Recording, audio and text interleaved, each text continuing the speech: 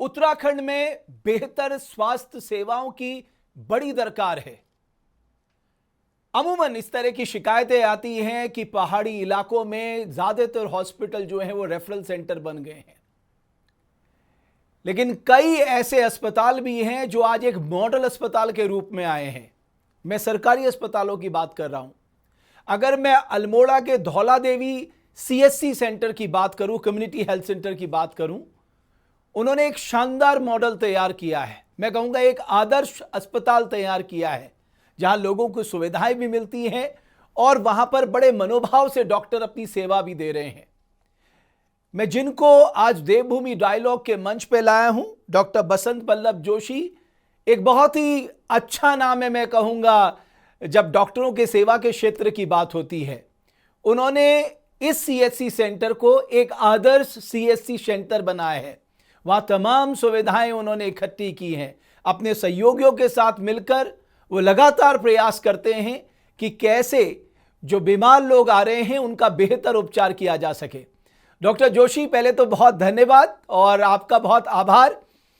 और जब स्वास्थ्य सेवाएं ज्यादातर सवालों के घेरे में रहती है, आपने एक अच्छी उम्मीद की किरण जगा रखी है। थोड़ा बताइए ना, धौला देवी अस्पताल के बारे में बताइए कि किस तरह से आपने शुरुआत की इसके बारे में। सर नमस्कार। सर सबको नमस्कार जी। सर, मैंने 2001 में अक्टूबर 2001 में एज ए कॉन्ट्रैक्ट के रूप में वहाँ पर ज्वाइन किया था। उस टाइम वो पीएससी थी और बहुत ही पुरानी बिल्डिंग थी। वो बहुत पुरानी पीएससी है सर, बहुत बड़ा ब्लॉक है वो। नियर अबाउट 70,000 की पॉपुलेशन में अकेला हॉस्पिटल था और उस टाइम वहाँ पर सिर्फ एक डॉक्टर साहब थे और कोई डॉक्टर नहीं थे जी। जबकि पूरे ब्लॉक में उस टाइम पर 4 एसएडी हुआ करती थी और 2 एडिशनल पीएससी, 3 एडिशनल पीएससी हुआ करती थी जी। और एक पीएससी थी हमारी धौला देवी। तो उस टाइम पूरे साल भर की ओपीडी 3,500 थी। अच्छा।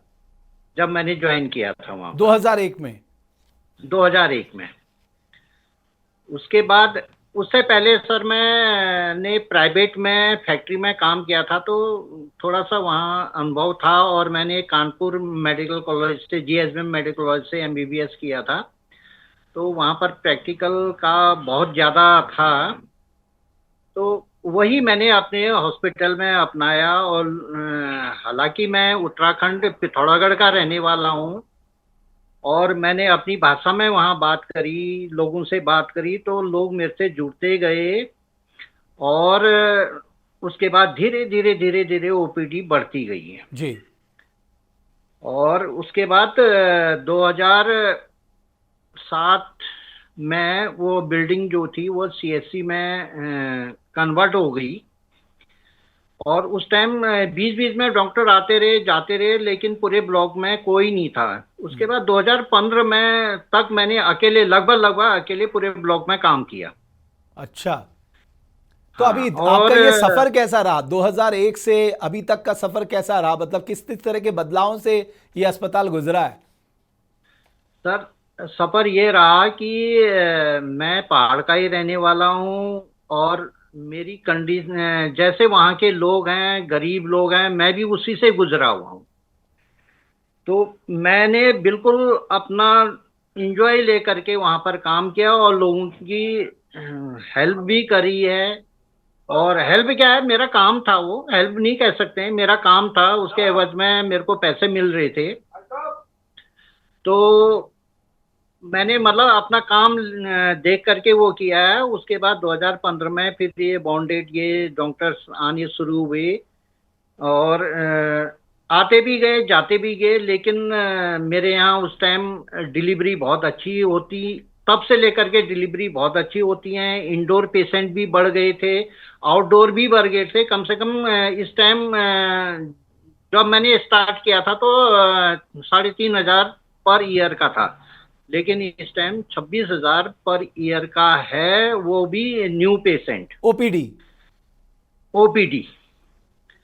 और डिलीवरी इस टाइम जो है वो एवरेज पर मंथ की 50 है, जो कि मेरे पूरे अल्मोड़ा डिस्ट्रिक्ट में फीमेल हॉस्पिटल और जो नागरिक हॉस्पिटल है रानीखेत का, तीसरे नंबर पर मैं आता हूँ, मेरा हॉस्पिटल आता है जी।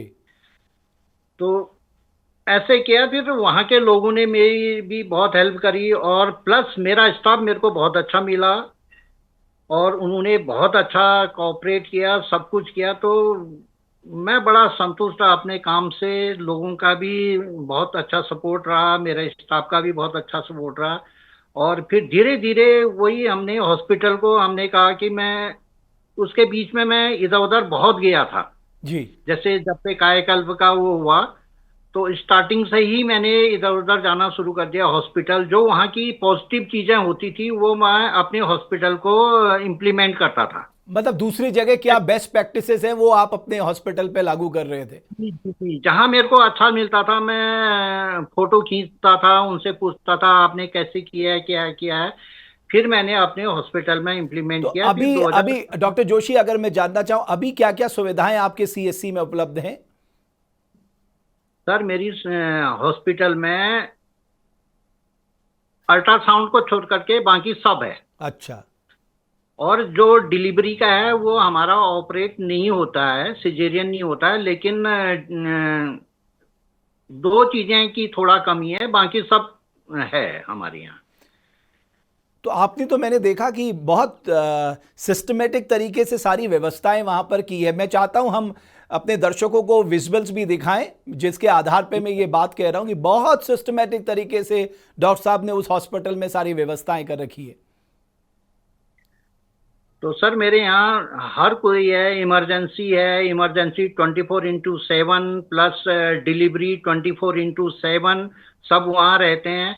और सर सबसे बढ़िया ये है कि पूरे साल भर के 9 महीने हमारे यहाँ पूरे अल्मोड़ा डिस्ट्रिक्ट के 3 है, मेडिकल कॉलेज के जो बीएससी नर्सिंग के बच्चे आते हैं वो 3 महीना वो रहते हैं, और ये एएनएमटीसी के बच्चे आते हैं 3 महीने वो रहते हैं, और एक प्राइवेट हॉस्पिटल है जय अम्बे माँ, वहाँ के भी नर्सिंग के बच्चे 3 महीने वहाँ पर रहते हैं। तो वहाँ पर सीखते भी हैं और उनसे हमको बाद में हेल्प भी मिल जाती है, इसलिए मरीजों को वहाँ कोई दिक्कत नहीं होती है। ये जरा कंगारू मतलब मदर केयर के बारे में बताइए ना डॉक्टर साहब। हाँ सर, कंगारू मदर यूनिट जो है पूरे, एक्चुअली ये जो लिया गया है ये वेस्टर्न कंट्री से लिया गया है ये कॉन्सेप्ट। कॉन्सेप्ट। इसमें ये होता है कि जो 2 किलो के छोटे बच्चे होते हैं तो उनको क्या होता है, उनका वेट भी थोड़ा कम होता है। तो क्या होता है, जैसे ही वो बच्चे होते हैं हम उनके लिए अलग से स्पेशल हमने वार्ड बना रखे हैं, उसमें हम उनको शिफ्ट कर देते हैं, और मदर के एब्डोमेन में बच्चे को हम 24 आवर वो करते हैं, फीडिंग के टाइम पर हम उनको निकालते हैं, बाकी वो मदर के एब्डोमेन में रहता है। उससे क्या होता है, जो 5 सेंस होते हैं हमारे वो एकदम से डेवलप होता है। 5 सेंस में जैसे स्मेल है, मदर और बच्चे की स्मेल आ रही है तो मदर दोनों की बॉन्डिंग बहुत अच्छी हो जाती है। और जैसे साउंड है तो माँ बच्चे से बात करती है, ये करती है, स्मेल है, ये सब कुछ है। तो उससे क्या होता है, 3-4 दिन में बच्चे का वेट एकदम से बढ़ जाता है।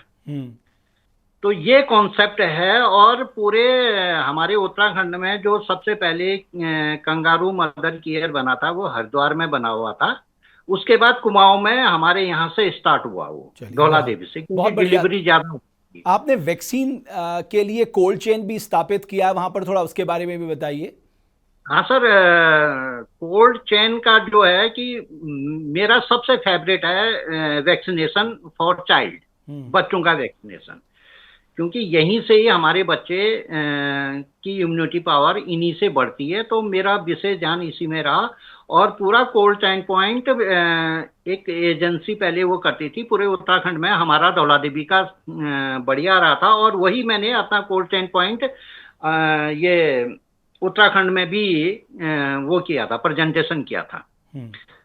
तो उसमें जो कांटेक्ट होते हैं, जैसे ILR है, आइसलैंड रेफ्रिजरेटर है, जिसका टेम्परेचर +2 to +8 होता है, उसमें वैक्सीन हमारी रहती है। और डीप फ्रीजर होता है, उसका टेम्परेचर -15 टू -25 होता है, उसमें हम आइस पैक को डेवलप करते हैं।